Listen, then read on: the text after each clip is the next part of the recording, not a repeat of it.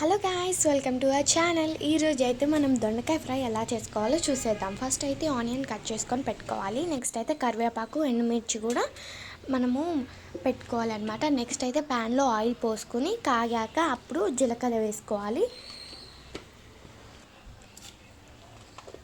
మళ్ళీ శనగపప్పు కూడా వేసుకోవాలి. ఇప్పుడు ఎండుమిర్చి, మళ్ళీ ఆనియన్స్ అయితే వేసుకోవాలి. ఇంకా కరివేపాకు కూడా వేసుకున్నాం. చిట్పట అంటాయి చూడండి, అప్పుడు జాగ్రత్తగా ఉండండి.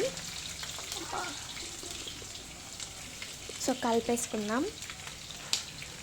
చూడండి, గోల్డెన్ బ్రౌన్ కలర్ వచ్చేదాకా, ఇంకా కలర్ వచ్చినాక అల్లం అయితే వేసుకోవాలి.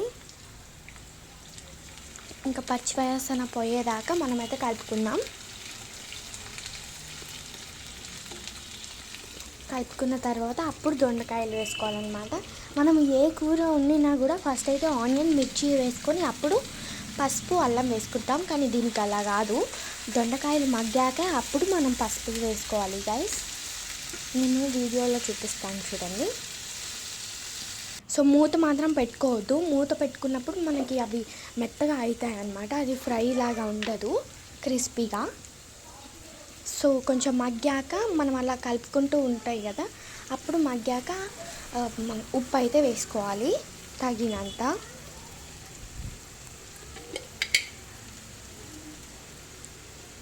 చూడండి, ఇప్పుడు అవి మగ్గాక ఇప్పుడు పసుపు వేసుకున్నాను. ముందు వేసుకోవద్దు.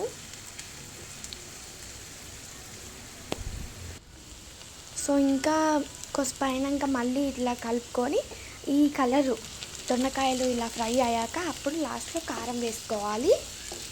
వేసుకొని కలిపినాక ఎమ్మటే మసాలా వేయొద్దు, గరం మసాలా. మళ్ళీ కారం కారం వాసన వస్తుంది, మంచిగా ఉండదు.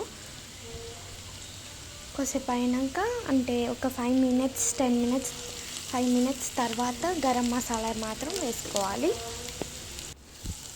సో గరం మసాలా వేసుకొని కొత్తిమీర అయితే వేసుకుందాం.